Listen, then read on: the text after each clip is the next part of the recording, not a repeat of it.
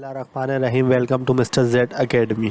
जैसा कि आपको मालूम है कि हमारे टेंसेस की वीडियोस अपलोड हो रही हैं और टेंसेस को हम कवर कर रहे हैं। अगर आपने हमारी वो प्रीवियस वीडियोस नहीं देखी हैं टेंसेस के हवाले से, तो आप जाके वो वीडियोस देख सकते हैं। ऊपर आई बटन में उसका लिंक है।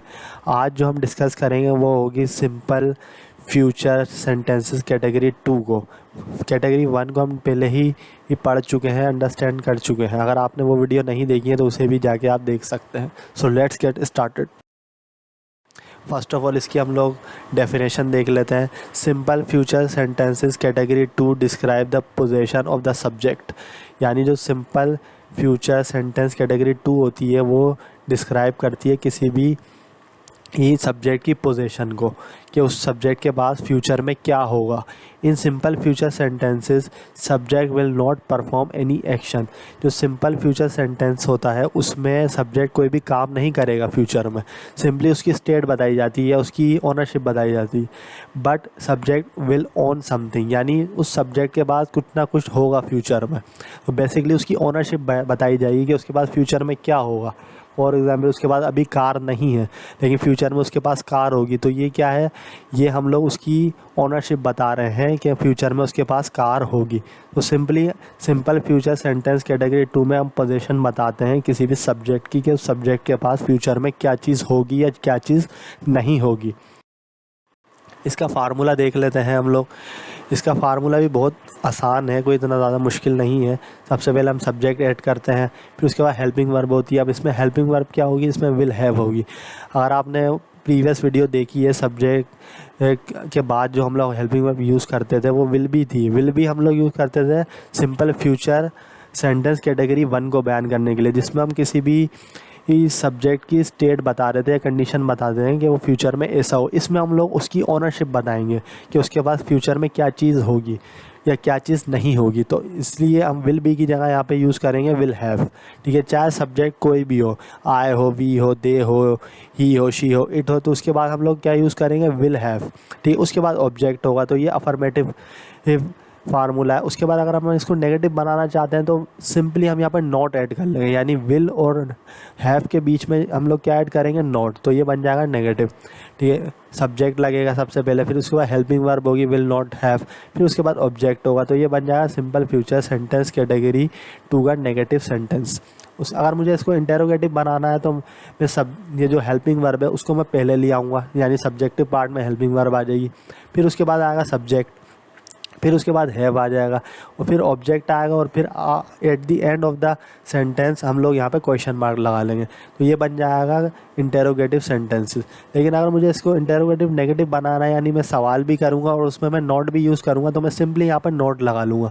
अब ये नॉट यहाँ पर यूज़ होगा सब्जेक्ट और हैव के फ़ौरन बाद, यानी पहले हमने यहाँ पे हेल्पिंग वर्ब लगाएंगे, जो हेल्पिंग वर्ब यहाँ पे विल है, फिर उसके बाद हम सब्जेक्ट लगाएंगे, फिर उसके बाद नॉट होगा, हैव होगा और ऑब्जेक्ट होगा, फिर इन दी एंड हम यहाँ पे क्वेश्चन मार्क लगा लेंगे। तो ये इसका फार्मूला होता है सिंपल फ्यूचर सेंटेंस कैटेगरी 2 को बनाने का। इसका आप स्क्रीनशॉट ले लें, उसे अच्छी तरह से याद कर लें। इसकी कुछ एग्जाम्पल्स देख लेते हैं। I will have a mobile, मेरे पास मोबाइल होगा। फॉर एग्ज़ाम्पल अभी मेरे पास मोबाइल नहीं है, ठीक है, फ्यूचर में मेरे पास होगा, तो मैं अपनी यहाँ पे ओनरशिप बता रहा हूँ कि मैं जो यहाँ पे सब्जेक्ट हूँ, मेरी ओनरशिप होगी किस पे, मोबाइल पे। अभी मोबाइल क्या है, ये एक नाउन है क्योंकि ये किसी चीज़ का नाम है, तो मैं अपनी ओनरशिप बता रहा हूँ कि फ्यूचर में मेरे पास एक मोबाइल होगा। लेकिन अगर मैं इसको नेगेटिव बनाना चाह रहा हूँ तो मैं यहाँ पर नॉट लगा लूँगा, मैं कह दूँगा I will not have a mobile, मेरे पास मोबाइल नहीं होगा। फॉर एग्ज़ाम्पल अगर मैं किसी एग्जामिनेशन हॉल में जा रहा हूँ, ठीक है, आप मुझसे पूछते हैं कि आपके पास मोबाइल होगा, तो मैं कह सकता हूँ I will not have a mobile, मेरे पास मोबाइल नहीं होगा। ठीक है ना, तो यहाँ पे मैं नॉट लगा लूँगा। लेकिन अगर मैं इसको इंटेरोगेटिव बनाना चाह रहा हूँ, मैं यहाँ पे क्वेश्चन करना चाह रहा हूँ, will I have a mobile, क्या मेरे पास मोबाइल होगा। ठीक है, फॉर एग्ज़ाम्पल मैं अगर स्कूल जाता हूँ, ठीक है, किसी, तो मैं यहाँ पे सिंपली टीचर से या प्रिंसिपल से ये पूछ सकता हूँ कि अगर मैं स्कूल आऊँगा तो क्या मेरे पास मोबाइल होगा, will I have a mobile, क्या मैं मोबाइल रख सकता हूँ। तो मैं सिंपली यहाँ पे क्या, यहाँ पे एक क्वेश्चन कर रहा हूँ। अब जो प्रिंसिपल है, टीचर है उस स्कूल के या उस कॉलेज के, वो येस और नो में मुझे आंसर कह सकते हैं। वो येस भी कह सकते हैं कि जी आप मोबाइल ला सकते हैं, या वो मना भी कर सकते हैं मुझे। तो मैं सिंपली यहाँ पे उनसे क्वेश्चन कर रहा हूँ कि will I have a mobile, क्या मेरे पास मोबाइल होगा। ठीक है। अब मैं यहाँ पे नॉट भी यूज़ कर दूँगा। अगर मैं इसके यहाँ पे नॉट यूज़ करूँगा तो ये क्या बन जाएगा, ये बन जाएगा इंटेरोगेटिव नेगेटिव। ठीक है, मैं इसको इस तरह भी यूज़ कर सकता हूँ, will I not have a mobile, क्या मेरे पास मोबाइल नहीं होगा। तो ये इसकी कुछ एग्जाम्पल थी। अब इसकी हम कुछ और एग्जाम्पल देख लेते हैं। She will have a dress, उसके पास ड्रेस होगा। फॉर एग्ज़ाम्पल वो किसी वेडिंग में जा रही है, ठीक है, और उसकी कोई गर्लफ्रेंड है, उसकी कोई फ्रेंड है दूसरी, उसके पास ड्रेस नहीं है, तो वो उस लड़की के पास जा सकती है, वो कह सकती है she will have a dress, उसके पास कपड़े होंगे। ठीक है, तो यहाँ पे मैंने यहाँ पे विल हैव का यूज़ कर लिया। ये विल हैव क्या है, ये हेल्पिंग वर्ब है। ठीक है, तो मैं यहाँ पे सबसे पहले सब्जेक्ट यूज़ करूँगा, फिर उसके बाद हेल्पिंग वर्ब होगी यहाँ पे विल हैव। फिर ये एड्रेस क्या है, ये ऑब्जेक्टिव पार्ट है, तो ये अफर्मेटिव बन जाएगा सेंटेंस से। लेकिन अगर मैं यहाँ पर नॉट यूज़ कर लूँ, फॉर एग्जांपल अगर तुम उसके पास जाओगे तो उसके पास कपड़े नहीं होंगे, तो मैं ये कह सकता हूँ she will not have a dress, उसके पास कपड़े नहीं होंगे। ठीक है, यानी फ्यूचर में। ठीक है, तो मैंने यहाँ पे नोट लगा के इसको नेगेटिव बना दिया। लेकिन अगर मैं इसको इंटेरोगेटिव बनाना चाहता हूँ, मैं कोई सवाल करना चाहता हूँ, तो मैं सिंपली यहाँ कह दूँगा will she have a dress, क्या उसके पास कपड़े होंगे। ठीक है, तो इसका आंसर आप येस और नो में दे सकते हैं मुझे। यानी अगर मुझे किसी वेडिंग में जाना है, ठीक है, और मेरे पास कपड़े नहीं है, तो मैं सिंपली आपसे पूछ सकता हूँ कि अगर मैं उस लड़की के पास जाता हूँ तो क्या उसके पास कपड़े होंगे। तो मैं ये कह सकता हूँ will she have a dress, क्या उसके पास कपड़े होंगे। तो इसका आंसर आप मुझे येस और नो में दे सकते हैं। ठीक, इसी तरह मैं अगर इसको नेगेटिव बनाना चाहता हूँ तो मैं यहाँ पर नॉट लगा लूँगा, तो ये बन जाएगा interrogative negative. Will she not have a dress, क्या उसके पास कपड़े नहीं होंगे। ठीक है, तो यहाँ पे मैं नॉट लगा लूँगा। तो इसकी कुछ एग्जांपल्स थी, इसकी कुछ और एग्जांपल्स देख लेते हैं। We will have a laptop. अब देखें, हमारे पास अभी लैपटॉप नहीं है।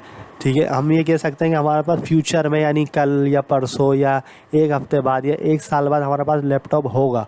यानी अभी नहीं है हमारे पास फ्यूचर में होगा। तो हम सिंपली यहाँ इसको बना लेंगे, पहले हम सब्जेक्ट लगा लेंगे, फिर उसके बाद यहाँ पे हम हेल्पिंग वर्ब लगाएंगे जो कि विल हैव है, फिर लैपटॉप ये एक ऑब्जेक्टिव पार्ट है, तो ये अफर्मेटिव बन जाएगा। We will have a laptop, हमारे पास लैपटॉप होगा। लेकिन अगर मैं यहाँ पर नॉट लगा लूँ तो ये बन जाएगा नेगेटिव।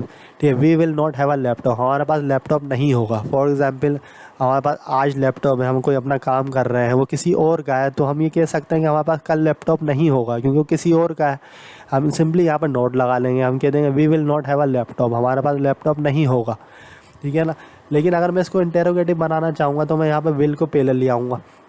अब ये विल क्या है, ये हेल्पिंग वर्ब है, फिर उसके बाद मैं दे लगाऊंगा, ये सब्जेक्ट है, फिर यहाँ पे हैव आएगा, फिर ये पूरा सब्जेक्ट, ये ऑब्जेक्टिव पार्ट है, और उसके बाद ये यहाँ पे क्वेश्चन मार्क है, तो ये बन जाएगा इंटेरोगेटिव। यानी इसमें मैं कोई क्वेश्चन कर रहा हूँ, will they have a laptop, क्या उनके पास लैपटॉप होगा। यानी अगर हम उनसे ये काम करवाते हैं अपना कोई भी HTML CSS का कोई काम है, या MS ऑफिस का कोई काम है, या कोई लैपटॉप का कोई काम है, हम कहते हैं कि अगर हम उसके पास जाएंगे, वो एक से ज़्यादा लोग हैं, क्या उनके पास लैपटॉप होगा। Will they have a laptop, तो इसका आंसर आप मुझे येस और नो में दे सकते हैं कि yes they will have a laptop, उनके पास लैपटॉप होगा, या उनके पास नहीं होगा लैपटॉप। इसका येस और नो में आंसर दे सकते हैं आप। लेकिन अगर मैं यहाँ पर नॉट लगा लूँगा तो ये क्या बन जाएगा, ये बन जाएगा इंटेरोगेटिव नेगेटिव।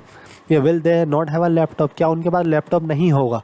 यानी अगर हम उनके पास जाएंगे किसी काम से, या कोई लैपटॉप का हमारा को काम है कोई, तो हम ये सिंपली कह देंगे क्या उनके पास लैपटॉप होगा इस काम को करने के लिए। Will they not have a laptop, क्या उनके पास लैपटॉप नहीं होगा।